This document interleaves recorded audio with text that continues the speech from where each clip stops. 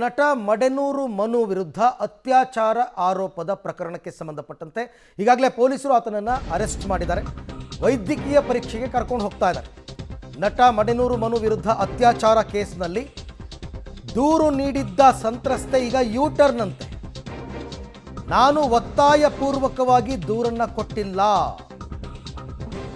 ನಾನು ಸತ್ರು ಯಾರೂ ಕಾರಣರಲ್ಲ ಅಂತ ಆಕೆ ಉಲ್ಟಾ, ಇದು ನನ್ನ ಸ್ವಂತ ನಿರ್ಧಾರ ಅಂತ ಹೇಳ್ತಾ ಇದ್ದಾರೆ. ನಾನು ಮನು ಮಧ್ಯೆ ಒಂದಷ್ಟು ಜಗಳ ಗೊಂದಲಗಳಿತ್ತು ನಿಜ. ಸಿನಿಮಾ ಪ್ರೊಡ್ಯೂಸರ್ಗೆ ಮೆಸೇಜ್ ಮಾಡಿದ್ದು ತಪ್ಪು, ಸಿನಿಮಾಗೆ ತೊಂದರೆ ಕೊಡುವ ಉದ್ದೇಶ ನನ್ನದಲ್ಲ ಅಂತ ಆಕೆ ಏನೋ ಮಾತನಾಡಿದ್ದಾರೆ. ಬೆಳಗ್ಗೆ ನಮ್ಮ ಜೊತೆ ಮಾತನಾಡಬೇಕಾದ್ರೆ ಅದನ್ನು ಹೇಳಿದ್ರು. ವಿಡಿಯೋ ಮೂಲಕ ಸ್ಪಷ್ಟನೆಯನ್ನು ಕೊಟ್ಟಿದ್ದಾರೆ ಆ ಸಂತ್ರಸ್ತೆ. ಏನು ಸ್ಪಷ್ಟನೆ ಅಂತಕ್ಕಂಥದ್ದು ನೋಡೋಣ, ಆಕೆ ಏನು ಹೇಳಿದ್ದಾರೆ, ಏನು ಮಾತಾಡಿದ್ದಾರೆ ಅಂತಕ್ಕಂಥದ್ದನ್ನು. ನಮಸ್ಕಾರ. ನನ್ನ ಮನು ನಡುವೆ ಒಂದಷ್ಟು ಗೊಂದಲಗಳಿತ್ತು. ಸೊ ಹಾಗಾಗಿ ನಾವು ಜಗಳಗಳು ಅದು ಇದು ಎಲ್ಲ ಆಗಿ ನಾನು ಸ್ವಲ್ಪ ಪ್ರೊಡ್ಯೂಸರ್ಗೆ ಮೆಸೇಜ್ ಮಾಡಿದ್ದು ಹೌದು. ಸೊ ಮೆಸೇಜ್ ಮಾಡಿದ್ದು ತಪ್ಪು. ನನ್ನದೇನಿದ್ರು ಅವನ ಮಧ್ಯಾಹ್ನ ಇರಬೇಕಾಗಿತ್ತು. ಸೊ ಸಿನಿಮಾಗೆ ತೊಂದರೆ ಕೊಡೋ ಉದ್ದೇಶದಿಂದ ನಾನು ಆ ಮೆಸೇಜ್ ಮಾಡಿರಲಿಲ್ಲ. ಬಟ್ ಆದರೂ ಅದು ಸಿನಿಮಾಗೆ ತೊಂದರೆ ಆಗ್ತಿದೆ ಅಂತ ನನಗೆ ಗೊತ್ತಾಯಿತು. ಎಲ್ಲ ಕೂತು ಅವರು ಒಬ್ಬರು ಲಾಯರ್ನ ಕರೆಸಿ ನಮಗೆ ನಮ್ಮ ತಪ್ಪುಗಳನ್ನ ಅರಿವು ಮಾಡಿಸಿದ್ರು. ಸೊ ನಾನು ಏನೇ ಅಕಸ್ಮಾತ್ ನಾನು ಸತ್ರು ಕೂಡ ಇದಕ್ಕೆ ಯಾರೂ ಕಾರಣ ಅಲ್ಲ. ಇದು ನನ್ನ ಸ್ವಂತ ನಿರ್ಧಾರ. ಮನುನೇ ಆಗಲಿ, ಪ್ರೊಡ್ಯೂಸರ್ ಆಗಲಿ, ಸಿನಿಮಾ ತಂಡ ಆಗಲಿ, ನನ್ನ ಯಾವುದೇ ಸ್ನೇಹಿತರಾಗಲಿ ಯಾರೂ ಕಾರಣ ಅಲ್ಲ. ಇದು ನನ್ನ ಸ್ವಂತ ನಿರ್ಧಾರನೇ ಆಗಿರುತ್ತೆ. ಹಾಗೆ ಕುಲದಲ್ಲಿ ಕಿಳಿಯಾದ ಸಿನಿಮಾಗೆ ಒಳ್ಳೆಯದಾಗಲಿ. ಹಾಯ್, ಎಲ್ರಿಗೂ ನಮಸ್ಕಾರ.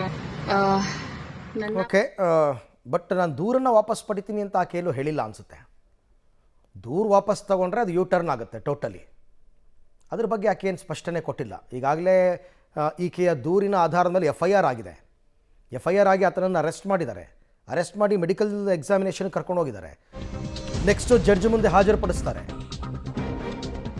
ಸೊ ಈಗ ಆಕೆ ಈ ಹೇಳಿಕೆಯನ್ನು ಕೊಡ್ತಿರೋದು ಯಾಕೆ ಅಂತ ಗೊತ್ತಾಗ್ತಾ ಇಲ್ಲ. ಈ ನಡುವೆ ಆರೋಪಿ ಮಡೆನೂರು ಮನುಗೆ ವೈದ್ಯಕೀಯ ಪರೀಕ್ಷೆಯನ್ನು ನಡೆಸಲಾಗಿದೆ. ಕೆಲವೇ ಕ್ಷಣಗಳಲ್ಲಿ ಕೋರ್ಟ್ಗೆ ಹಾಜರುಪಡಿಸ್ತಾರೆ ಪೊಲೀಸರು ಅಂತಕ್ಕಂಥ ಮಾಹಿತಿ ಲಭ್ಯ ಆಗಿದೆ. ಆಮೇಲೆ ಕಸ್ಟಡಿ ಕೇಳ್ಕೊತಾರೆ. ಕಸ್ಟಡಿಗೆ ಪಡೆದು ವಿಚಾರಣೆ ನಡೆಸೋದಕ್ಕೆ ಪೊಲೀಸರು ಸಿದ್ಧತೆಯನ್ನು ಮಾಡ್ಕೊಂಡಿದ್ದಾರೆ. ಅವ್ರ ಕೆಲಸ ಅವ್ರು ಮಾಡ್ತಾ ಇದ್ದಾರೆ. ಪೊಲೀಸರು ಇವ್ರು ಕೊಟ್ಟ ದೂರಿನ ಆಧಾರದ ಮೇಲೆ ಅವ್ರ ಕೆಲಸ ಅವ್ರು ಮಾಡ್ತಾ ಇದ್ದಾರೆ. ಇವೆಲ್ಲವೂ ಪಾರ್ಟ್ ಆಫ್ ದಿ ಇನ್ವೆಸ್ಟಿಗೇಷನ್. ನೀವು ಅರೆಸ್ಟ್ ಅಂತ ತೋರಿಸಿದ ಮೇಲೆ 24 ಗಂಟೆ ಒಳಗಡೆ ಜಡ್ಜ್ ಮುಂದೆ ಹಾಜರುಪಡಿಸ್ಬೇಕು. ಅದಕ್ಕೂ ಮೊದಲು ಮೆಡಿಕಲ್ ಟೆಸ್ಟ್ ಮಾಡಿಸ್ಬೇಕು.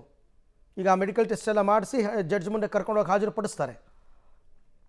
ಅವ್ರು ಎಷ್ಟು ದಿನ ಬೇಕಾದರೂ ಪೊಲೀಸರ ಕಸ್ಟಡಿ ಕೊಡ್ಬೋದು ನ್ಯಾಯಾಧೀಶರು. ಆಮೇಲೆ ಅವ್ರು ವಿಚಾರಣೆ ಮಾಡೋದು. ಬಟ್ ಈಕೆಯ ಸ್ಪಷ್ಟೀಕರಣ, ನಾನು ನಿರ್ಮಾಪಕರಿಗೆ ಮೆಸೇಜ್ ಮಾಡಿದ ತಪ್ಪು ಅಂತ, ಸಿನಿಮಾಗೆ ತೊಂದರೆ ಆಗಬಾರ್ದು ಅಂತ. ಬಟ್ ಆಕೆ ದೂರು ವಾಪಸ್ ತಗೊಳ್ಳೋದ್ರ ಬಗ್ಗೆ ಏನೂ ಮಾತನಾಡಿಲ್ಲ. ಈ ಬಗ್ಗೆ ಮತ್ತಷ್ಟು ಮಾಹಿತಿ ನನ್ನ ಕೊಲೀಗ್ ಉಮೇಶ್ ಅವರಿಂದ ಪಡ್ಕೊಳ್ಳೋಣ. ಉಮೇಶ್, ಈಗ ಆ ಸಂತ್ರಸ್ತೆ ಕೊಟ್ಟ ದೂರಿನ ಆಧಾರದಲ್ಲಿ ಮುಂದೆ ಏನೇನು ಕ್ರಮ ತಗೋಬೇಕು ಅದನ್ನು ಪೊಲೀಸರು ತಗೋತಾ ಇದ್ದಾರೆ, ಫೈನ್. ಬಟ್ ಆಕೆ ಏನೋ ಒಂದು ವಿಡಿಯೋ ಮಾಡಿದ್ದಾರೆ, ಅದರಲ್ಲೇನೋ ಯೂಟರ್ನ್ ಹೊಡೆದಿದ್ದಾರೆ ಅನ್ನೋದಾದರೆ ಆಕೆ ದೂರನ್ನು ವಾಪಸ್ ಪಡ್ಕೋತೀನಿ ಅಂತ ಏನಾದರೂ ಹೇಳಿದಾರಾ ಅಂತ?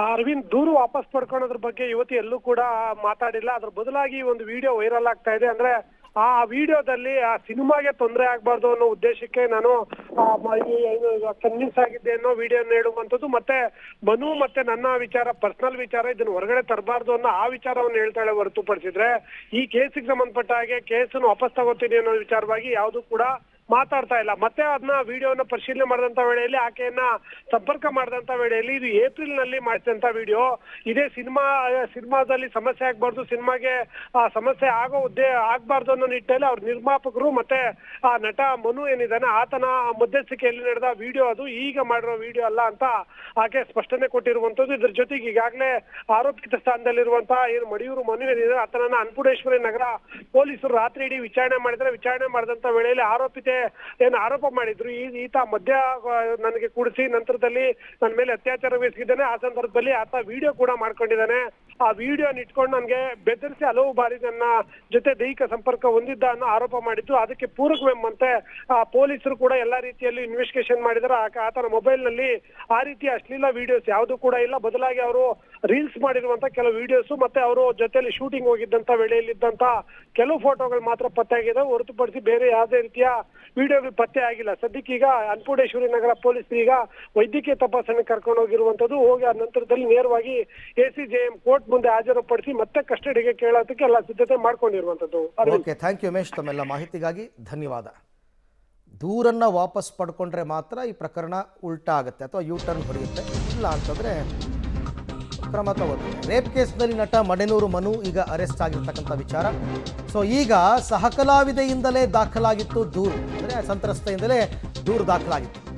ಹಾಗಾಗಿ ಸಂತ್ರಸ್ತೆಯನ್ನು ವಿಚಾರಣೆಗೆ ಕರೆದಿದ್ದಾರೆ ಅನ್ನಪೂರ್ಣೇಶ್ವರಿ ನಗರ ಪೊಲೀಸರು. ಸಂತ್ರಸ್ತೆ ಆರೋಪದ ಬಗ್ಗೆ ವಿಚಾರಣೆಯನ್ನು ನಡೆಸ್ತಾರೆ. ಬೆಳಗ್ಗೆ ನಮ್ಮ ಜೊತೆ ಮಾತನಾಡಬೇಕಾದ್ರೆ ಇನ್ನೂ ನನಗೆ ಯಾವುದೋ ಕಾಲ್ ಬಂದಿಲ್ಲ ಪೊಲೀಸರಿಂದ ಅಂತ ಹೇಳಿದರು. ಈಗ ಆಕೆಯನ್ನು ಈಗ ಕರೆದಿದ್ದಾರೆ. ಜೊತೆಗೆ ಕೋರ್ಟ್ನಲ್ಲಿ 164 ಸ್ಟೇಟ್ಮೆಂಟ್ ದಾಖಲಿಸೋದಕ್ಕೆ ಪೊಲೀಸರು ಸಿದ್ಧತೆಯನ್ನು ಮಾಡಿಕೊಂಡಿದ್ದಾರಂತೆ.